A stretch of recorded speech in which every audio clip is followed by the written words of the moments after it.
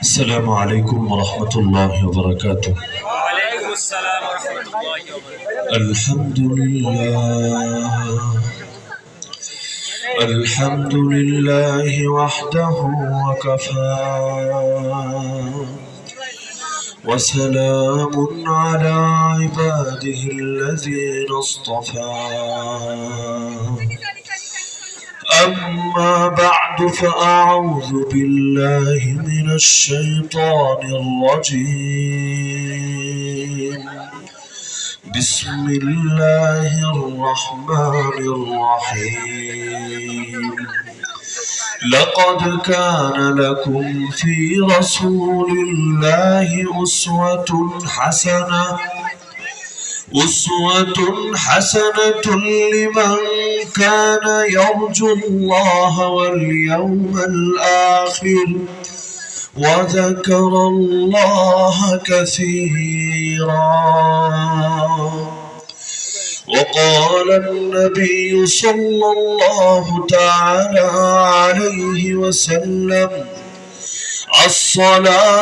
الصلاة وما ملكت أيمانكم.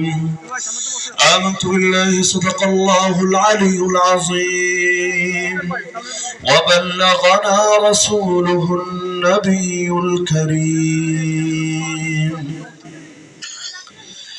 দারুল কোরআন জনতা road মাদ্রাসা নিচুপাড়া গোপালগঞ্জ সদর গোপালগঞ্জের উদ্যোগে আয়োজিত আজকের সপ্তম বার্ষিক ওয়াজ ও দোয়া মাহফিলের সম্মানিত সভাপতি হযরত মাওলানা লুৎফর রহমান সাহেব দামাত বারাকাতুহুল আলিয়া, উপস্থিত আমার শ্রোতা ওয়াজিবুল ইহতিরাম হযরত উলামায়ে কেরাম, এলাকার গণ্যমান্য মুরব্বিগণ, স্থানীয় এবং দূরদূরান্ত থেকে আগত দিন দরদি কোরআন প্রেমী প্রতাহিত জনতা এবং পর্দার আড়ালে থাকা মা ও বোনেরা,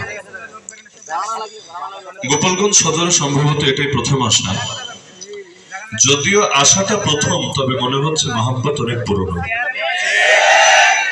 মুমিনের মহাব্বত আসলে দুনিয়ায় আসার পর সৃষ্টি হয়, নতুন করে তৈরি হয়। বিষয়টা এমন না যে অমুককে একদিন দেখেছি, তার সঙ্গে কয়েকদিন চলাফেরা করেছি, মহাব্বত তৈরি হয়েছে, আগে মহাব্বত ছিল না।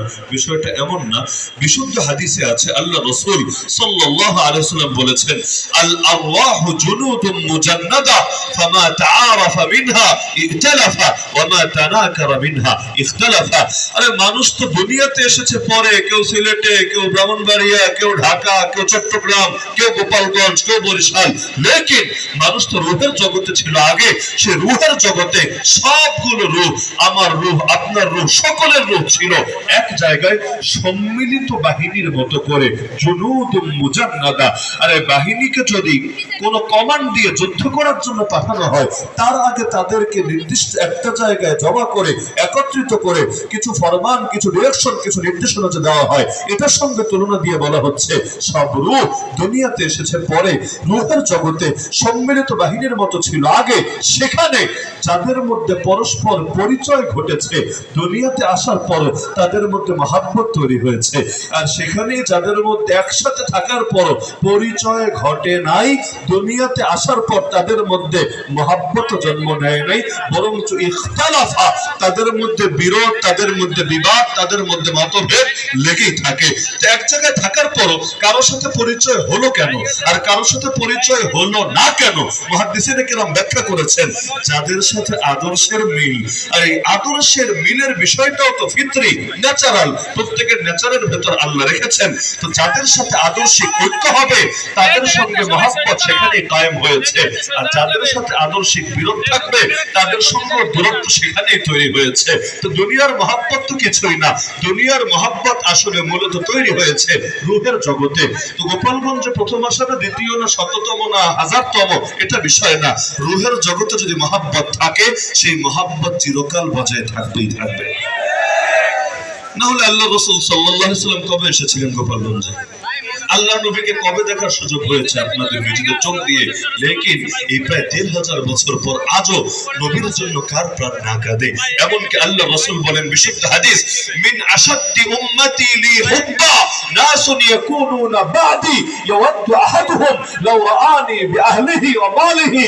আর আমার প্রতি সবচেয়ে বেশি মহব্বত লালনকারী কিছু উম্মতি এমন আছে যারা আসবে আমার পরে, কিন্তু তাদের অবস্থা এমন, তাদের এক একজনের দিলের তামান্না হবে নিজের ফ্যামিলি, নিজের সমুদায় সম্পত্তি এগুলো কোরবানি করে এর বিনিময়ে হলো একটাবার আমাকে দেখবে, আমার দিদার লাভ করবে। যার কারণে দেখেন না, আজ এতকাল পরও আল্লাহ নবী সাল্লাল্লাহু আলাইহি ওয়াসাল্লামের শানে কেউ যদি কটূক্তি করে, আরে মুসলমান যে দেশের মুসলমানই হোক, যে ধারার মুসলমানই হোক, আরে ধনী হোক গরিবই হোক, শ্বেতাঙ্গ হোক কৃষ্ণাঙ্গ হোক, অভাবী হোক অথবা সমাজের প্রতিষ্ঠিত হোক, যেই হোক না কেন চুপ করে বসে থাকতে পারে না। আরে শুধু মুসলিম কান্ট্রি বলে কথা না, সারা দুনিয়ার মধ্যেই তো এই দৃশ্য। মুম্বাই এখন যা দেখতে পাচ্ছেন, এটা তো এই কথার প্রমাণ বহন করে যে মহব্বত কোন সীমান্তের কাঁটাতারে সীমাবদ্ধ থাকে না। আরে মহব্বত এটা সকল বাধার ঊর্ধ্বে, সকল সীমার ঊর্ধ্বে, সকল পরিসীমার ঊর্ধ্বে। তাই এতকাল পর নবীর শানে কেউ যদি কটূক্তি করে, মুসলমান নিজের জানের বিনিময়ে হলো এর যথাযোগ্য শাস্তি নিশ্চিত করার চেষ্টা করতেই থাকে। তাহলে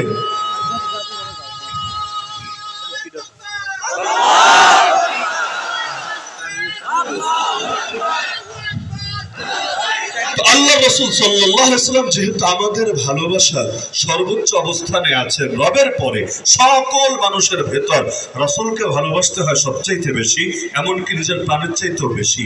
আর আজকে যেহেতু প্রথম সাক্ষাৎই আপনাদের সাথে, এজন্য আল্লাহ রাসূলের জীবনের শেষ দিনগুলো থেকে, জিন্দেগির দুনিয়ার চ্যাপ্টারের সর্বশেষ কিছু দিনকে সামনে রেখে কিছু ঘটনা বলবো, আর ঘটনাগুলো থেকে কিছু শিক্ষা একটা একটা করে চোখে আঙ্গুল দিয়ে দেখিয়ে দিয়ে যাব।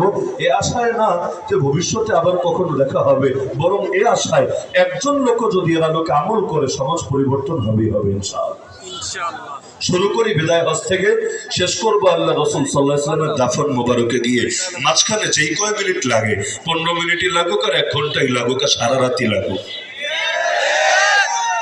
নাকি নির্দিষ্ট সময় আছে? তাহলে শুরু করবো রাসূলের বিদায় হজ দিয়ে, শেষ হবে ইনশাআল্লাহ আল্লাহ রাসূল সাল্লাল্লাহু আলাইহি ওয়াসাল্লামকে যখন দাফন করা হলো এবং মুসলমানরা সেখান থেকে ফিরে আসলেন এ পর্যন্ত। না সবগুলো ঘটনা বলবো না, না হলে এই কয়েক বছরের ঘটনা বলতে তো আমাদেরও কয়েক বছর লাগবে। তো এখন সবগুলো বলবো না, তবে মৌলিক কিছু আইডিয়া দিয়ে যাব। যেমন 15.5 বছরের ইতিহাস বলতে 15.5 বছর লাগে না, চাইলে 15.5 মিনিটেও বলা যায়। তো আল্লাহ নবীর 1.5-2 বছর 3 বছরের ইতিহাস বলতে 1.5-2-3 বছর লাগবে না, বরঞ্চ মৌলিক কিছু সময় যথেষ্ট ইনশাআল্লাহ। তো বিদায় হজ দিয়ে শুরু করছি। আল্লাহ রাসূল সাল্লাল্লাহু আলাইহি ওয়াসাল্লাম বিদায় হজের ভাষণে উপস্থিত 16 লক্ষ সাহাবীকে প্রশ্ন করেছিলেন, আলা হাল বাল্লাগতু রিসালা, আরে উম্মত বলো, তোমরা শোনো, আমি কি রিসালাত পৌঁছে দিয়েছি? রিসালাত মানে বার্তা, মেসেজ। রব্বুল আলামিন যে মেসেজ পৌঁছানোর দায়িত্ব আমাকে দিয়েছিলেন, সেই মেসেজ, সেই বার্তাকে আমি পৌঁছে দিয়েছি। সব সাহাবী সমস্বরে বলে উঠলেন, বাল্লাগতার রিসালা ওয়া আদাইতাল আমানা ওয়া নাসাহতাল উম্মাহ ওয়া কাশাফতাল গুম্মা। হে আল্লাহর রাসূল, আপনি বার্তা পৌঁছে দিয়েছেন, আমানত যথাযথভাবে আদায় করেছেন, আপনি উম্মতের জন্য সর্বোচ্চ কল্যাণকামী হয়েছেন, আপনি অন্ধকারের পর্দা উন্মোচিত করেছেন। আল্লাহ নবী আল্লাহকে বললেন, আল্লাহুম্মা ফাশহাদ, আল্লাহুম্মা ফাশহাদ, আল্লাহুম্মা ফাশহাদ। হে আল্লাহ, আপনি সাক্ষী থাকেন, আপনি সাক্ষী থাকেন, আপনি সাক্ষী থাকেন। আপনার বান্দারাও মেনে নিয়েছে, আমি কিছুই আড়াল করি নাই, কিছুই গোপন করি নাই। মাজলুম হয়েও, জেল খেটেও, দেশান্তরিত হয়েও, রক্ত দিয়েও, জিহাদের ময়দানে লম্বা সময় কাটিয়েও কোনো কিছুই গোপন রাখি নাই, সব কিছুই পৌঁছে দিয়েছি, আপনি সাক্ষী থাকেন। আল্লাহ রাব্বুল আলামিন সার্টিফিকেট দিয়ে দিলেন। কোরআন মাজিদের 6 নম্বর পারা সূরাতুল মাইদার 3 নম্বর আয়াতের অংশটা নাযিল করে দিলেন, আল ইয়াউমা আকমালতু লাকুম দীনাকুম, আজ আমি তোমাদের জন্য তোমাদের দ্বীনকে পরিপূর্ণ করে দিলাম। ওয়া আতমামতু আলাইকুম নি'মাতি, তোমাদের উপর আমার নিয়ামতকে পূর্ণতা দিয়ে দিলাম। ওয়া রাদিতু লাকুমুল ইসলাম দীনা, একমাত্র ইসলামকে তোমাদের জন্য দ্বীন হিসাবে মনোনীত করে দিলাম। ওই বিদায় হজে আল্লাহ নবী একটা কথা বলে দিলেন সব সাহাবীদেরকে, খুযু আন্নী মানাসিকাকুম, খুযু আন্নী মানাসিকাকুম লাআল্লি লা আরাকুম বাদা আমি হাদা। আমার থেকে হজের বিধান খুব ভালো করে শিখে নাও, মনে হচ্ছে এরপর আর কখনোই তোমাদের সাথে এখানে দেখা হবে না। বিদায়ের বার্তা শুরু হয়ে গেল। সূরাতুল মাইদা 3 নম্বর আয়াতটা যখন নাজিল হলো, ইসলামের পরিপূর্ণতার আয়াত, সব সাহাবী খুশি হলেন। আরে আল্লাহ রাব্বুল আলামিন ইসলামকে পরিপূর্ণ করেছেন, পরিপূর্ণতার আনন্দ তো সবাই অনুভব করে, তো পরিপূর্ণ হয়েছে, সবাই তা উচ্ছ্বাস করবেই। কিন্তু একজন মাত্র মানুষ কেঁদে উঠলেন এই আয়াতটা শুনে, তিনি কে? সিদ্দিক আকবর আবু বকর রাদিয়াল্লাহু আনহু।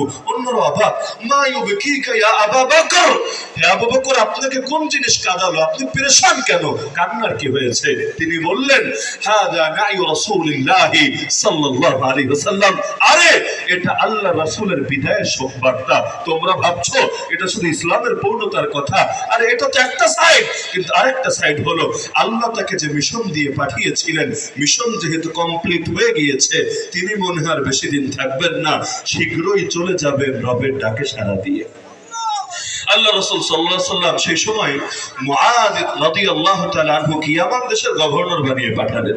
তো নবীজির একটা সুন্নাত হলো কাউকে বিদায় দিলেও কিছু দূর এগিয়ে দিয়ে আসা, মানে বিদায় মানে ঘরের মধ্যে মেহমানদারি করে ঠিক আছে হুজুর চলে যান না, এভাবে না, বরঞ্চ কিছু দূর তাকে এগিয়ে দিয়ে আসা। তো আল্লাহ নবী সাল্লাল্লাহু আলাইহি ওয়াসাল্লাম মুআদ রাদিয়াল্লাহু আনহুকে রুখসাত দেওয়ার জন্য, বিদায় দেওয়ার জন্য সাথে সাথে আসলেন। মুআদ রাদিয়াল্লাহু আনহু ঘোড়ার পিঠে বসা, আর নবী নিচে নিচে হাঁটছেন। মুআদ রাদিয়াল্লাহু আনহু লজ্জা পাচ্ছেন, নামতে চাচ্ছেন, নবী না করছেন, না তুমি চলো, আমি তোমাকে বিদায় দিয়ে আবার ব্যাক করব। আল্লাহ রাসূল তখন শেষ সময় একটা কথা বললেন, হে মুআদ, ইন্নাকা আসা আল্লাহ তালকানি বাদা আমি হাদা ওয়া সাতামুরু বিমসজিদি হাদা ওয়া কবরি। আরে মুআদ, মনে হচ্ছে তোমার সাথে আমার আর দেখা হবে না, আমার সাথে আর সাক্ষাৎ হবে না, মনে হয় শীঘ্রই তুমি ফিরে আসবা, আমার মসজিদ, আমার কবরের পাশ দিয়ে অতিক্রম করবা। এই কথা শুনে মুআদ রাদিয়াল্লাহু আনহু নিজের চোখের পানি ধরে রাখতে পারলেন না, কান্না শুরু করে দিলেন যে এটাই শেষ সাক্ষাৎ, এটাই শেষ বিদায়, আর দেখা হবে না নবীজির সাথে। আর সাহাবীদের জন্য নবীর সোহবতের চাইতে মূল্যবান জিনিস কি হতে পারে?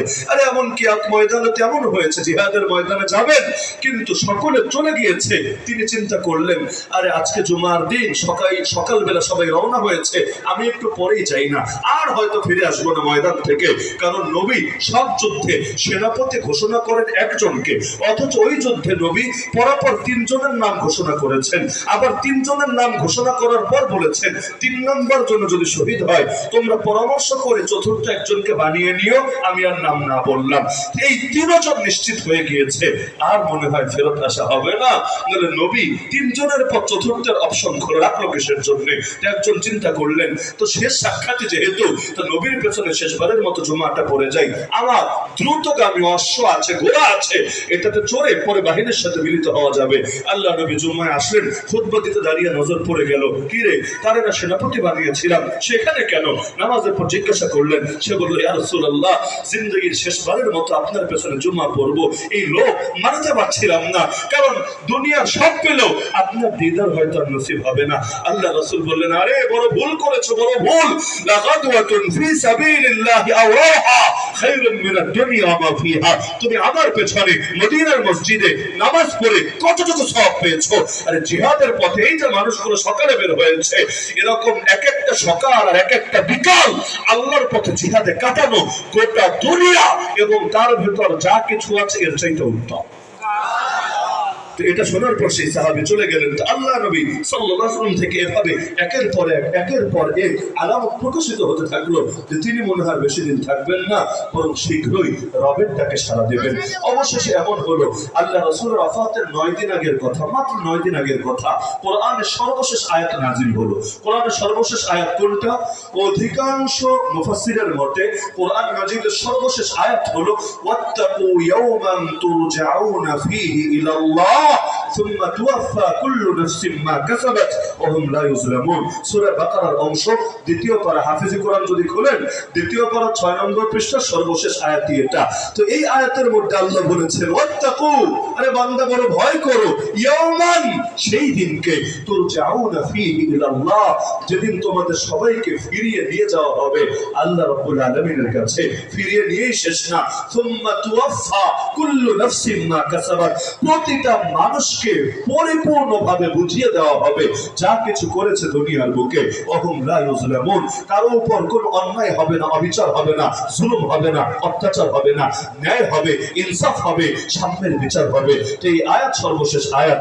এটা নাজিল হওয়ার পরে আল্লাহ রাসূল সাল্লাল্লাহু আলাইহি ওয়াসাল্লাম একদিন বললেন যে আমার ইচ্ছা হচ্ছে উহুদের শহীদদেরকে আমি একটু দেখে আসি। উহুদ যুদ্ধ কত বছর আগের কথা? তৃতীয় হিজরির ঘটনা, এটা 11 হিজরির ঘটনা। আল্লাহ রাসূল সাল্লাল্লাহু আলাইহি ওয়াসাল্লাম এতকাল পরে বলছেন যে আমার উহুদের শহীদদেরকে একটু দেখতে যেতে, জিয়ারতে যেতে ইচ্ছা করছে, চলো আমরা উহুদের ময়দানে যাব, সেখানে গিয়ে শহীদদের কবরগুলো জিয়ারত করে আসব। আরে বড় আফসোস লাগে, বড় আফসোস, আমরা তো শহীদদেরকেও স্মরণে রাখতে চাই না। শহীদদের মধ্যে যারা বেশি প্রসিদ্ধ, সেলিব্রিটি, যাদের আলোচনা মুখে মুখে, যাদেরকে নিয়ে মিডিয়া কভারেজ বেশি, মিডিয়ার ফোকাস বেশি, হাইলাইট বেশি, তাদের আলোচনা করি, সেটা করি হলো নিজেরা ফোকাসে আনার জন্য, হাইলাইট আনার জন্য। তো যাদের আলোচনা মিডিয়ায় ব্যাপক না, এরকম শহীদদের নামও আমরা মুখে আনতে চাই না। আরে দিনের জন্য কত মানুষ জান কোরবান করলো, জুলুমের শিকার হয়ে কত মানুষ জান দিল। আরে কত এমন অখ্যাত অজ্ঞাত ব্যক্তি আছে যাদের রক্তের বদৌলতে আজকে আপনি নিরাপদ আছেন, আজকে আপনি খেয়ে পরে শান্তিতে বাঁচতে পারছেন। তো তাদের নামগুলো মুখে আনতে অনেকে লজ্জা করে, কেন? তারা তো সেলিব্রিটি না, তাদের নাম বললে নিজেরা ভাইরাল করা যাবে না। অথচ আল্লাহ নবী সাল্লাল্লাহু আলাইহি ওয়াসাল্লাম শিখিয়ে গিয়েছেন শহীদদেরকে যতকালই চলে যাক তাদেরকে ভোলা উচিত না। আর কিছু পারো বা না পারো, অন্তত জিয়ারতটা তো করতে পারবা। তো আল্লাহ রাসূল জিয়ারতে গেলেন, গিয়ে সালাম দিলেন, আসসালামু আলাইকুম শুহাদা উহুদ। আল্লাহ রাসূল তাদের জন্য সালাম দিলেন, তোমাদের উপর সালাম, শান্তি বর্ষিত হোক।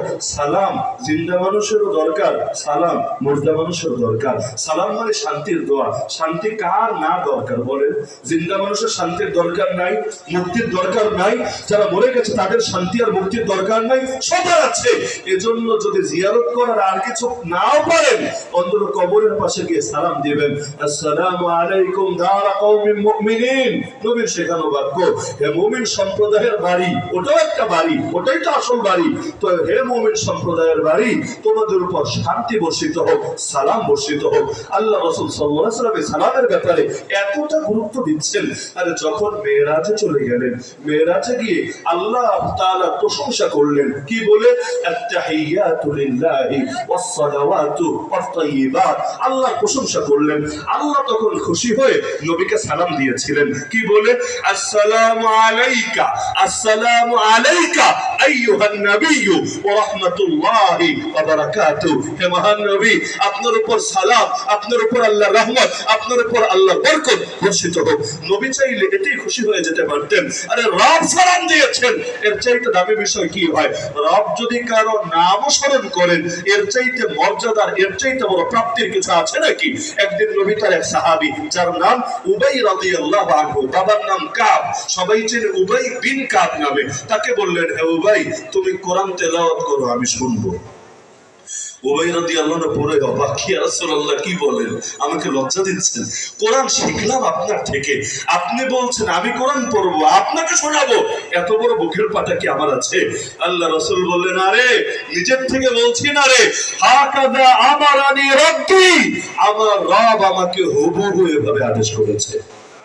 শোনার পর উবাই রাদিয়াল্লাহু আনহু চমকে উঠলেন। তিনি বললেন, আওয়া সাম্মানি রাব্বি, আমার রব আমার নাম দিয়েছেন। ইয়া রাসূলুল্লাহ, আমাকে শুধু এতটুকু বলেন যে রব আমার মতো পাপী, আমার মতো অধমের নাম দিয়েছেন। আল্লাহ রাসূল বলেন, আরে উবাই, আল্লাহ তোমার নাম নিয়ে আমাকে বলেছেন, আমি যাতে বলি তুমি তেলাওয়াত করবা, আর আমি তোমার তেলাওয়াত মন জড়িয়ে শুনবো। সঙ্গে সঙ্গে আর আবেগ ধরে রাখতে পারলেন না, এত কাঁদলেন, দাড়ি পর্যন্ত কান্নার পানিতে ভিজে উঠলো। আল্লাহ যদি কারো নাম নেন, এর চাইতে বড় মর্যাদা আর গর্বের বিষয় কি হতে পারে? তো সেখানে আল্লাহ সালাম দিয়েছেন, তাও শুধু শান্তির দোয়া না, শান্তির দোয়া, রহমতের দোয়া, বরকতের দোয়া সব। আসসালামু আলাইকা আইয়ুহান নাবিয়্যু ওয়া রাহমাতুল্লাহি ওয়া বারাকাতুহু সবই তো। কিন্তু নবী তখনও আল্লাহ সামনেও তখনও উম্মতকে বলেন নাই। নবী বলে উঠলেন, আসসালামু আলাইনা, আসসালামু আলাইনা ওয়া আলা ইবাদিল্লাহিস সালিহিন। আরে শান্তি শুধু আমার একার উপর না, আমার উপর শান্তি বর্ষিত হোক। আর আল্লাহ তোমার যত নেককার বান্দা আছে, অর্থাৎ আমার খাঁটি উম্মত, সচ্চা আশিক যারা আছে, তাদের উপরও সালাম আর শান্তি বর্ষিত হোক। আল্লাহ রাসূল সাল্লাল্লাহু আলাইহি ওয়াসাল্লাম কে সালাম দিলেন, আসসালামু আলাইকুম শুহাদা ওয়া আনতুমুস সাবিকুন ওয়া নাহনুল লাহিকুন ওয়া ইন্নী ইনশাআল্লাহু বিকুম লাহিক। হে উহুদের শহীদরা, তোমরা অগ্রবর্তী, আমরা পশ্চাৎবর্তী। তোমরা আগে গিয়েছো, আমরা পরে পরে আসছি। আমি নবীও শীঘ্রই তোমাদের সাথে মিলিত হচ্ছে। ফেরার পথে আল্লাহ নবী হঠাৎ বলে উঠলেন, আরে উহুদের শহীদদেরকে তো দেখে আসলাম, জিয়ারত করে আসলাম, কিন্তু ইশতাকতু ইলা ইখওয়ানি, আমার ভাইদের সঙ্গে সাক্ষাৎ করতে বড় মনে চাচ্ছে, আমার ভাইদের সঙ্গে। সাহাবীরা অবাক, আওয়ালাসনা ইখওয়ানাকা ইয়া রাসূলুল্লাহ, হে আল্লাহর রাসূল, আমরা কি আপনার ভাই না? কারণ সকল মুমিন মুমিনের ভাই, মুসলিম মুসলিমের ভাই। আর সে যে দেশে থাকুক, যে অঞ্চলে থাকুক, মুখের ভাষা যেমন হোক, গায়ের রং যেমন হোক, তার সম্পদ যে পরিমাণ থাকুক, যারাই আল্লাহকে রব বলবে, যারাই মুহাম্মদুর রাসূলুল্লাহ সাল্লাল্লাহু আলাইহি ওয়াসাল্লামকে নবী বলবে, যারাই কাবাকে কিবলা বলবে, কোরআনকে ধর্মগ্রন্থ বলবে, নবী বলেছেন তারা ভাই। আল মুসলিম আখুল মুসলিম, কেমন ভাই? লা ইয়াজলিমুহু ওয়া লা ইউসলিমুহু ওয়া লা ইয়াখযুলুহু, নিজেও নিজের ভাইয়ের উপর কখনো জুলুম করবে না, ভাইকে জালেমের হাতে তুলেও দেবে না, আর বিপদে পড়লে ভাইয়ের সাহায্য পরিহার করবে না। তো সাহাবীরা বললেন, আওয়ালাসনা ইখওয়ানাক ইয়া রাসূলুল্লাহ, হে আল্লাহর রাসূল, আমরা কি আপনার ভাই না? নবী বললেন, লা, তোমরা আমার ভাই না, বাল আনতুম আসহাবি, তোমরা